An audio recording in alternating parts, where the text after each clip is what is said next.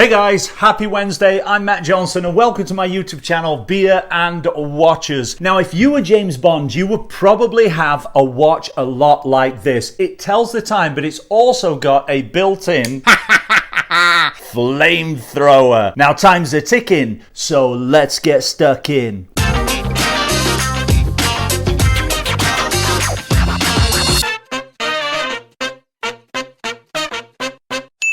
Hey, what is up guys? Matt Johnson here. Welcome to Beer and Watches. You made it halfway through the week, so congratulations. Now, today's episode is a little bit different. Can you guys hear the dog barking? I'm trying to film a YouTube video. If it tells the time, I'm gonna bring it to my channel. And today is the day that I bring you a review of a watch that also has a flamethrower built in. I'm sorry guys, but I just think that's totally cool. I'll put links in the description below where you can get these on Amazon. Is it a good watch? No. Does it tell the time? Yes. Will it probably fall apart in a couple of months?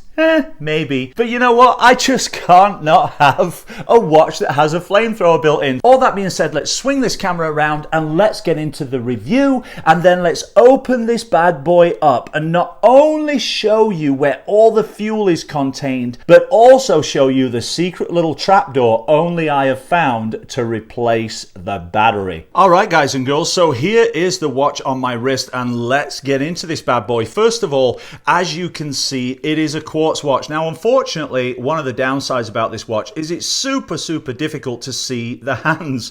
Right there, I've got the hour hand, and right there is the minute hand. Hope you can see that. So right now it's coming up to 3 o'clock. As for the chronograph dials there at 9, 3, and 6, well, they're completely fake. So don't worry about those. They're just for show. The hour hand, minute hand do work, and as you can see, the second hand ticking away there. And yes, my nail is still black. I hit it whilst playing virtual reality. It's going to take a while for that to grow out, guys. Right here we have the little hole where the flame comes out. On the left side we have the clicker for the flame, and I'll show you how that operates in a second. On the right here we have the crown for setting the time, and we turn that. As you can see, the hands are moving, and here we have the little adjustment for the height of the flame. You turn it to the left for adding more flame and to the right for adding less flame. As far as the strap goes, it is cheap as chips. It's a rubber strap, guys. It's got one keeper on there. It moves pretty well. Little stainless steel tang buckle, nothing to write home about. But you know what? The strap suffices. It's soft, it's rubber, it does the job, it fits, it does everything it should do. You know, for 14 bucks, what do you expect? Those do appear to be applied hour markers.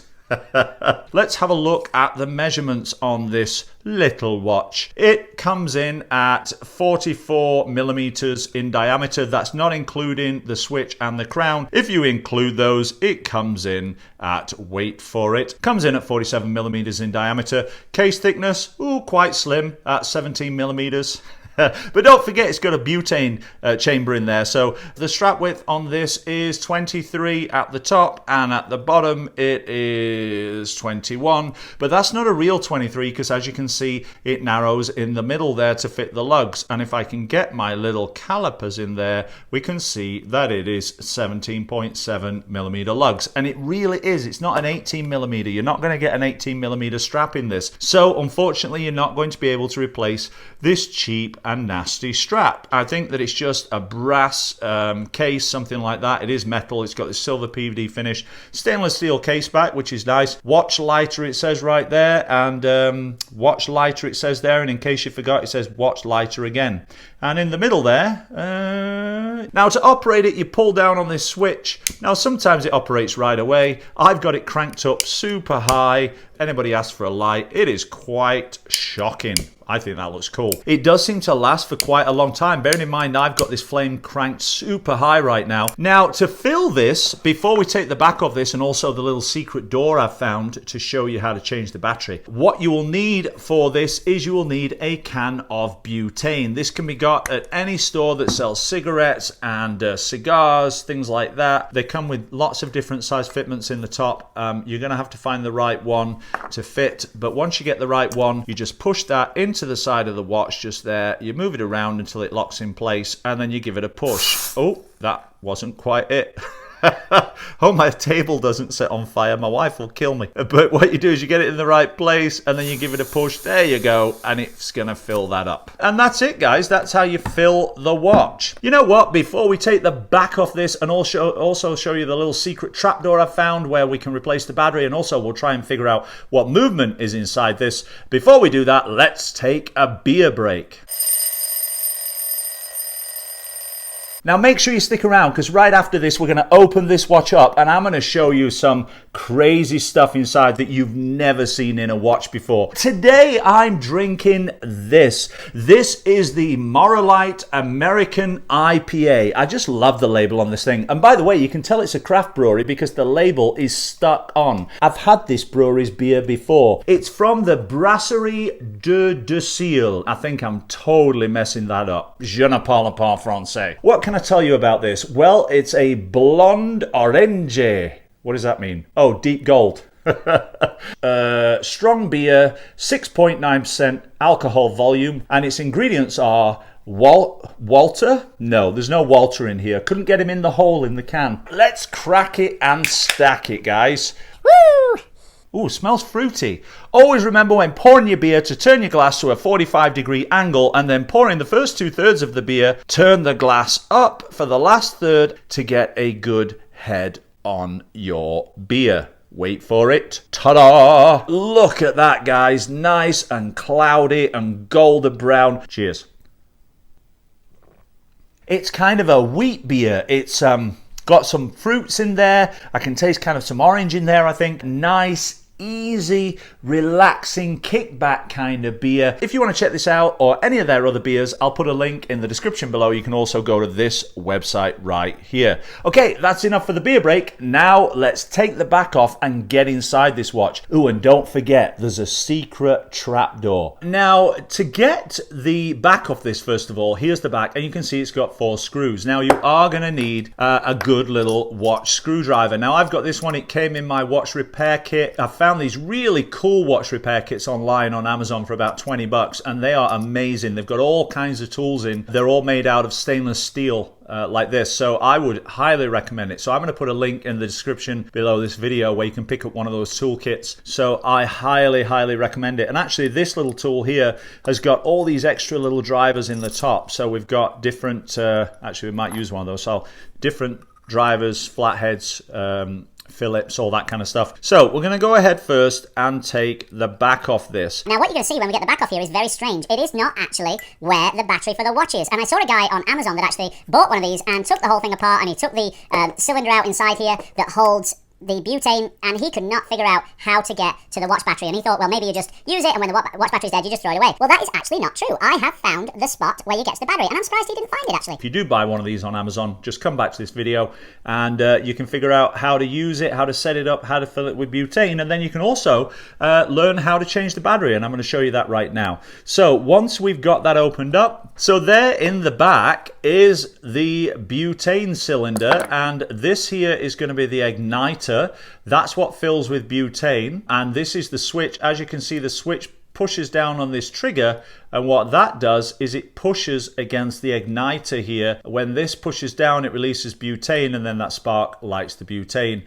Is it? Oh, there you go. And it works. Look at that. But you'll notice you can't get to a watch battery here. You don't see any watch battery in there. So where is the watch battery? Well, there are 2 screws. I hope you can see this. There's one Phillips screw right there, and there's one Phillips screw right there. I feel like Indiana Jones.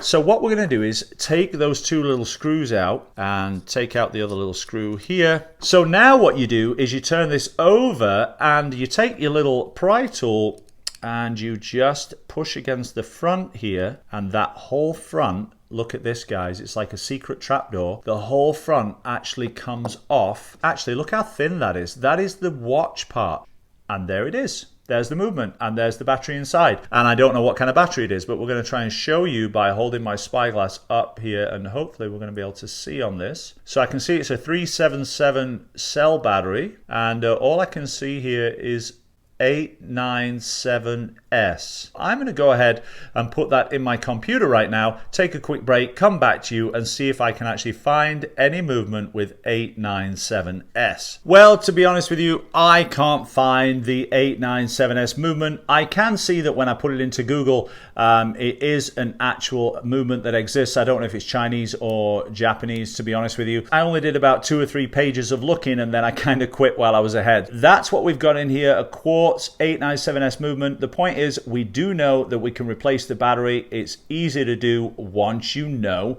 where to find it. Guys, I almost forgot to show you how you adjust the flame height on here. So right now I've got it set to super high. As you can see on the side here, it's got a plus and a minus. So if I turn it towards the plus or anti-clockwise, the flame gets bigger, and if I turn it towards the minus clockwise, it will get smaller. So put that in there, give it a turn, and that should, there you go, make the flame a little smaller. Of course, I don't want it like that. We need the big flame.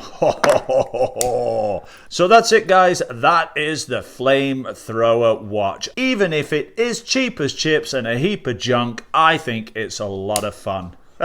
So there you have it, my friends. That is the flamethrower watch, or the watch with a built-in flame, or the watch lighter. Now, you can get this on Amazon. Again, I'll put links in the description below. You can also get ones that are windproof. So instead of having the butane flame coming out of it, they actually have like a heating coil. Personally, I don't think they're anywhere near as cool as this one. I mean, when that flame comes out, boy, do you look cool. Just imagine being in the bar and somebody says, have you got the time? And you're like, yeah. And they're like, have you got a light? And you're like, well, as it happens, I do. So that's it for this episode. Thanks so much for tuning in. I hope you're all enjoying it. Do leave me a like. It means the world to me, guys. And do leave a comment in the comment section below. Also, if you're new here, don't forget to subscribe. Don't forget to hit the bell button so you don't miss any videos. Enjoy the rest of your week. We'll see you again on Friday. Oh, and by the way, that's my YouTube channel right there. Don't forget to check out my other videos. There's one right there. That's a really good one, actually. And don't forget to click on the Beer and Watchers logo right there to subscribe. We'll see you again on Friday. I'm Matt Johnson, and bye for now.